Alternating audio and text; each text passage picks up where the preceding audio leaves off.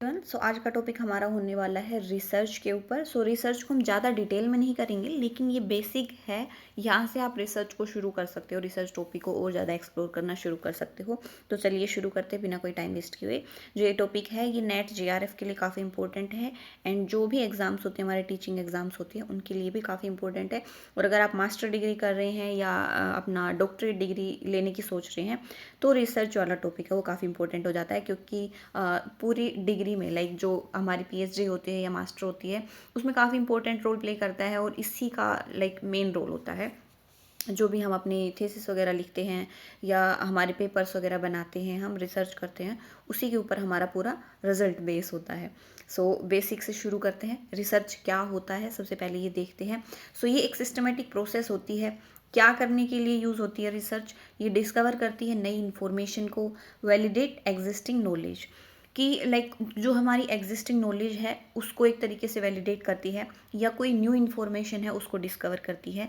कुछ भी चीज़ रिसर्च मतलब नाम से हमें पता लग रहा है कि दोबारा से रिसर्च करना उस चीज़ के ऊपर, और पढ़ना और डीपली उसके ऊपर इन्वेस्टिगेशन करना, एनालिसिस करना हर चीज़ का। ठीक है, मतलब हम लाइक हर एक सिचुएशन को उसका रिजल्ट फाइंड आउट करने की या उसके पीछे रीज़न जानने की कोशिश करते हैं, तो वो सारी चीज़ें रिसर्च के थ्रू ही होती है।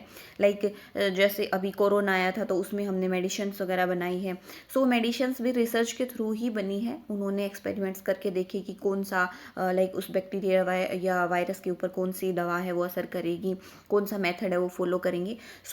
उस पूरी चीज़ को जो भी उन्होंने प्रोसेस फॉलो किया उसको रिसर्च बोलेंगे, कि उन्हें रिसर्च करने के बाद एक रिजल्ट दिया, बाद में एक दवाई दी है। इट इन्वॉल्व केयरफुल इन्वेस्टिगेशन होती है, इसमें एनालिसिस होता है पूरा जो भी हम करते हैं, और डॉक्यूमेंटेशन होता है, लास्ट में डॉक्यूमेंट के फॉर्म में हम उसको लेके आएंगे। पर्पस क्या रहता है रिसर्च का? कि to solve problems, develop new theories और एनहांस अंडरस्टैंडिंग। रिसर्च के थ्रू हम नई नई जो थ्योरीज हैं उनको डेवलप करते हैं, जो प्रॉब्लम्स होती हैं उनको सोल्व करने की कोशिश करते हैं। रिसर्च का हमारा यही पर्पज़ रहता है। लाइक आपने नाम भी सुना होगा एक्शन रिसर्च, अप्लाइड रिसर्च। तो इनका मेन मोटिव रहता है कि जो प्रॉब्लम्स हैं प्रैक्टिकल लाइफ में, जो छोटे लेवल पे हैं, उनको एक्शन रिसर्च में काउंट कर देते हैं, और इस तरीके से हम प्रॉब्लम्स को सोल्व करने की कोशिश करते हैं रिसर्च के थ्रू। मीनिंग क्या है रिसर्च का? ये एक फ्रेंच वर्ड से डेराइव किया हुआ है रिसर्च, और रिसर्चर का मतलब होता है टू सर्च क्लोजली। ये एग्जाम में क्वेश्चन भी आ सकता है कि कहाँ से ये वर्ड है वो आया हुआ है। एक फ्रेंच वर्ड है रिसर्चर, जिसका मीनिंग होता है टू सर्च क्लोजली, और उसी से रिसर्च निकल के आया है। डेफिनेशन में क्या बोल सकते हो आप? The systematic investigation into the study of materials and sources to establish fact and reach new conclusion. एक सिस्टमेटिक इन्वेस्टिगेशन होता है, जो भी एक तरीके से स्टडी मटेरियल्स का या सोर्सेज को हम एस्टेब्लिश करते हैं, फैक्ट्स वगैरह को फाइंड आउट करते हैं, और एक नए कंक्लूजन के ऊपर पहुंचते हैं। टाइम टू टाइम रिसर्च होती रहती है, तो जो पुराना रिजल्ट है वो भी चेंज हो सकता है, वो भी नए रिजल्ट में हमें दिख सकता है। इम्पोर्टेंस क्या है रिसर्च की वो देखते हैं, कि एक तरीके से ये नॉलेज को एडवांस करता है डिसिप्लिन्स में। मतलब डिसिप्लिन्स कोई भी सब्जेक्ट है, कोई भी एरिया है, तो उसमें एक तरीके से एडवांस नॉलेज हमारी बढ़ती है, और ज़्यादा हम और डीपली किसी चीज़ के बारे में जानने की कोशिश करते हैं। तो help solve real world problem, जो हमारी रियल वर्ल्ड प्रॉब्लम होती है उनको सोल्व करने की कोशिश करते हैं इसके थ्रू हम। Guide decision making and policy formulation, जो भी पॉलिसीज़ वगैरह बनती है या हम कोई डिसीजन लेते हैं तो वो रिसर्च के थ्रू ही लेते हैं, कि ऐसी ये चीज़ करेंगे तो हम इसका रिजल्ट ये आ सकता है। वो ऑलरेडी रिसर्च हो चुकी होती है या हम अपनी तरफ से करते हैं, और उसी के अकॉर्डिंग हम कोई भी डिसीजन लेते हैं या पॉलिसी वगैरह बनाते हैं। जैसे हमारी एजुकेशनल पॉलिसीज़ वगैरह हैं, वो भी रिसर्च के ऊपर काफ़ी बेस्ड रहती है। Encourage critical thinking and innovation, ये इनोवेशन और क्रिटिकल थिंकिंग को काफ़ी बढ़ावा देता है रिसर्च। टाइप्स क्या है रिसर्च के वो देख लेते हैं। आपने बहुत सारे टाइप पढ़े होंगे रिसर्च के, लाइक फंडामेंटल रिसर्च, अलग अलग टाइप से एम्पेरिकल रिसर्च वगैरह। तो मेनली यहाँ पे देखते हैं कि कौन कौन सी होती है। हालांकि बहुत सारे टाइप आपको मिल जाएंगे रिसर्च के। सो हम देखते हैं कौन सी रिसर्च होती है। पहले पर्पस के ऊपर देखते हैं। टाइप्स ऑफ रिसर्च में पहला बेस्ड ऑन पर्पस, कि पर्पज़ क्या है हमारा रिसर्च करने का। सो एक तो होता है बेसिक रिसर्च। बेसिक रिसर्च में क्या होता है कि कोई भी थ्योरी हो गई है मान लो, या हम बेसिक रिसर्च करते हैं, ज़रूरी नहीं है कि वो अभी कोई प्रॉब्लम है उसको सोल्व करने के लिए हम कर रहे हो, बस हमें किसी टॉपिक के बारे में ज़्यादा जानना है और हम उसको एक्सप्लोर कर रहे हैं, हम अपनी तरफ से कुछ न्यू इनोवेशन करेंगे या तो या लाइक कुछ नया करने की कोशिश करते हैं, सो वो बेसिक रिसर्च में आ जाएगा। अप्लाइड रिसर्च में क्या होता है कि कोई प्रॉब्लम है, एग्जिस्टिंग प्रॉब्लम है और हम उसको सोल्व करने की कोशिश कर रहे हैं, उसको उसका लाइक समाधान ढूंढने की कोशिश कर रहे हैं रिसर्च के थ्रू। मेथडोलॉजी कि क्या कौन कौन से मेथड्स हम यूज़ कर सकते हैं रिसर्च करते टाइम, उसके ऊपर बेस्ड है, तो उसमें भी 3 तरीके से इन्होंने डिवाइड किया हुआ है। पहला है क्वालिटेटिव, क्वांटिटेटिव और मिक्स्ड मेथड। क्वालिटेटिव में जब हम रिसर्च करते हैं तो क्वालिटेटिव मतलब क्वालिटेटिव रिजल्ट के ऊपर फोकस करते हैं, क्वांटिटेटिव में नंबर्स के ऊपर फोकस किया जाता है और मिक्स्ड मेथड में दोनों को यूज़ किया जाता है। कोई भी लाइक रिजल्ट को इकट्ठा करने के लिए या जो भी हम सर्वे करते हैं, सो उसमें ये चीज़ें रोल प्ले करती हैं। अब एक एक करके समझते हैं इनमें क्या चीज़ें हैं। जो बेसिक रिसर्च है उसको समझते हैं। बेसिक रिसर्च जो है वो किस पे फोकस करेगी, वो थ्योरेटिकल एक्सप्लोरेशन पे फोकस करेगी और कोई उसका इमीडिएट एप्लीकेशन ऐसा नहीं होता, लाइक थ्योरेटिकली वो हर चीज़ को एक्सप्लोर करती है। एग्जाम्पल जैसे इसका है एक study the behaviour of a rare chemical element. कोई केमिकल एलिमेंट है तो उसका कोई रेयर बिहेवियर है, उसको हम स्टडी कर रहे हैं। अब इसका मतलब ये नहीं है कि इसका लिंक है वो प्रेजेंट की किसी प्रॉब्लम से है या कुछ ऐसा है, बस ऐसे ही केमिस्ट्री वाले जो सब्जेक्ट के जो स्टूडेंट्स हैं वो अपनी केमिस्ट्री में और ज़्यादा रिसर्च करेंगे और ज़्यादा पता करने की कोशिश करेंगे। सो ये अपने अपने फील्ड में अपनी नॉलेज को बढ़ाते रहते हैं। ओके, इनका प्रेजेंट ऐसा कुछ ऐसा लेना देना नहीं रहता पर्टिकुलर। और अप्लाइड रिसर्च जो रहती है वो प्रैक्टिकल प्रॉब्लम्स को सोल्व करती है। एक तरीके से कोई दिक्कत है तो कोई प्रैक्टिकल प्रॉब्लम चल रही है तो उसके ऊपर ज़्यादा फोकस रहता है कि उसको सोल्व कर पाए। जैसे हो गया developing new drugs for specific disease. कोई डिजीज़ आया है मान लो, तो नए नए ड्रग्स हैं वो डेवलप होते रहते हैं, तो वो भी रिसर्च के थ्रू होते रहते हैं, वो किसी बीमारी को हटाने के लिए यूज़ होते हैं। सो उसको हम रखेंगे अप्लाइड रिसर्च में। देन आता है मेथोडोलॉजी के हिसाब से। सो दो पढ़े हमने मेन, क्वालिटेटिव और क्वांटिटेटिव। दोनों में क्या मतलब है दोनों का। सो क्वालिटेटिव जो रिसर्च होती है वो नॉन न्यूमेरिकल डाटा होता है एक तरीके से, में उसमें क्वालिटी वाली चीज़ों पे हम ध्यान देते हैं, लाइक इमोशंस वगैरह हो गए, क्या एनवायरनमेंट वगैरह है, इस तरीके से क्या थॉट्स है, मतलब ये सारी चीज़ें उसमें काउंट हो जाती हैं।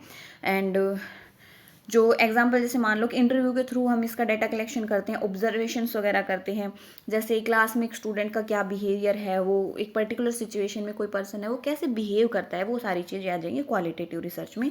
जैसे आ गया फोकस किसके ऊपर रहेगा इसमें, understanding human behaviour and experiences. मतलब ये ह्यूमन बिहेवियर को समझने में ज़्यादा हेल्पफुल रहती है, इसका फोकस जो रहता है, क्योंकि हम क्वालिटेटिव चीज़ें वहीं से निकालते हैं, क्वालिटेटिव रिजल्ट हमें वहीं से मिलता है ऑब्जर्वेशन वगैरह के थ्रू। फिर आता है क्वांटिटेटिव रिसर्च। क्वांटिटेटिव नाम से ही समझ रहे हो आप, इसमें न्यूमेरिकल डेटा का बहुत बड़ा रोल रहता है, जैसे सर्वेज वगैरह हो गए, एक्सपेरिमेंट्स हम कंडक्ट कराते हैं। इसका जो मेन फोकस रहता है वो मेजरिंग और एनालाइजिंग द वेरिएबल्स, उसके ऊपर ज़्यादा फोकस रहेगा। लाइक हम रिजल्ट फाइंड आउट करने की कोशिश कर रहे हैं कि बच्चा जो है, कोई मान लो नई टेक्नोलॉजी को हम वो कर रहे हैं, ऐड कर रहे हैं उनके ट्रेडिशनल मेथड में, तो पहला कितना इफेक्ट था और अब कितना इफेक्ट आ रहा है, क्या चेंज आ रहा है, तो हम उन बच्चों को का एक तरीके से दोनों तरीके से यूज़ करेंगे, क्वालिटेटिव और क्वांटिटेटिव भी। ऑब्जर्व करेंगे तो मतलब हम क्या बिहेवियर में चेंज आ रहा है, कितना इंटरेस्ट दिखा रहा है, तो वो सारी चीज़ें आ जाएगी क्वालिटेटिव में। लेकिन मार्क्स में अंदर कितना आ रहा है, लाइक हम ऑब्जर्व करेंगे ना मार्क्स के थ्रू कि पहले वो इतने मार्क्स लेके आ रहा था, अब इतने मार्क्स लेके आ रहा है, सो वो क्वांटिटी वाली चीज़ें हो गई, तो वो सारी चीज़ें आएंगी क्वांटिटेटिव रिसर्च में। देन करेक्टरिस्टिक क्या है रिसर्च की, ये एक सिस्टमेटिक होती है। रिसर्च जो भी कंडक्ट करेगा वो एक सिस्टमेटिक मैनर में रिसर्च को कंडक्ट करेगा। ऑब्जेक्टिव होती है, लाइक बायसनेस नहीं होती है इसमें, एविडेंस के ऊपर बेस्ड होती है पूरा। रेप्लिकेबल होती है कि मान लो एक रिसर्च से हमें एक रिजल्ट मिला है, अगर हम उस सेम कंडीशन में, सेम एनवायरनमेंट में और उसी सेम चीज़ को फिर से रिपीट करेंगे तो हमें सेम रिजल्ट मिलना चाहिए, सिमिलर रिजल्ट मिलना चाहिए। एम्पेरिकल होती है, मतलब एक तरीके से एक्सपेरिमेंट टाइप से होती है। ऑब्जर्वेबल होती है, मेजर कर सकते हैं हम उस चीज़ को, एविडेंस को। लॉजिकल होती है, मतलब लॉजिकल होता है, जो भी लॉजिक रहेगा, जो भी हम रिसर्च में स्टेप्स वगैरह कंडक्ट करेंगे सारे रैशनल रहेंगे।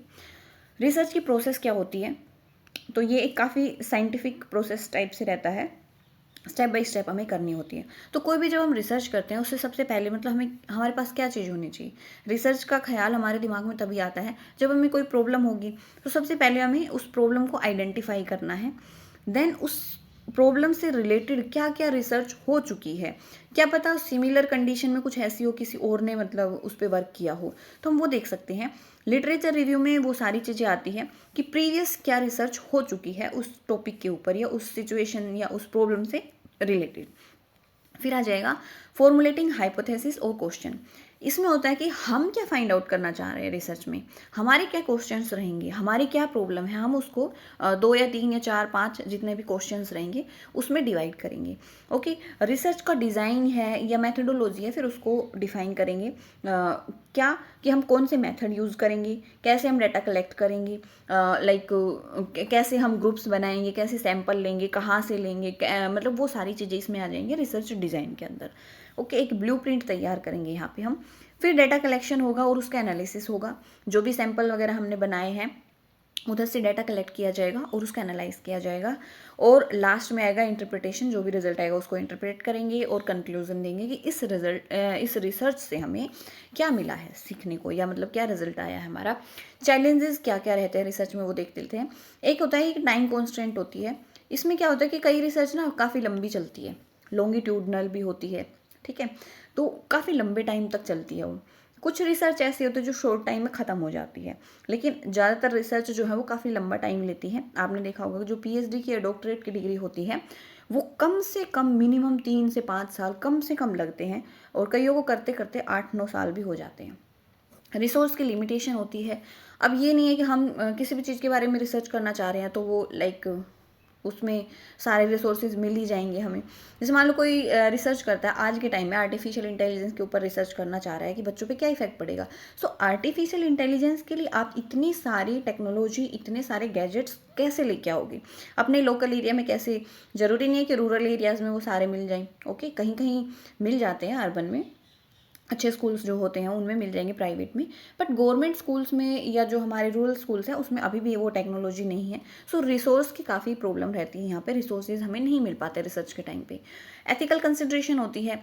जो चीज़ हम रिसर्च करना चाह रहे हैं तो हो सकता है कि जो चीज़ हम रिसर्च कर रहे हैं वो जहाँ पे लोग या जिन पे हम रिसर्च कर रहे हैं, जिनके थ्रू हम करेंगे, वो पता करने की कोशिश करेंगे, वो किसी और चीज़ को मानते हो एथिकली, उस उनको उनके थॉट्स के हिसाब से, उनकी सोच के हिसाब से वो गलत हो जो हम कर रहे हैं। सो वो भी काफ़ी बड़ी प्रॉब्लम हो जाती है। और ऑब्जेक्टिविटी को मेंटेन करना काफ़ी बड़ी प्रॉब्लम है। ये छोटी बात लगती है कि ऑब्जेक्टिव रहती है रिसर्च, लेकिन एक एक इंसान जो रिसर्च कर रहा है उसको अनबाइस्ड रहना लाइक ये काफ़ी डिफ़िकल्ट होता है। कहीं ना कहीं बाइस्डनेस आ ही जाती है, और सक्सेसफुल रिसर्च वही मानी जाती है जिसमें बाइस्डनेस नहीं हो।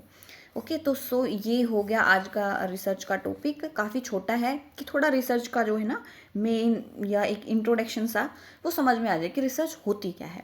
सो आई होप आपको ये टॉपिक अच्छा लगा होगा। सो मिलते हैं नेक्स्ट वीडियो में नेक्स्ट टॉपिक के साथ।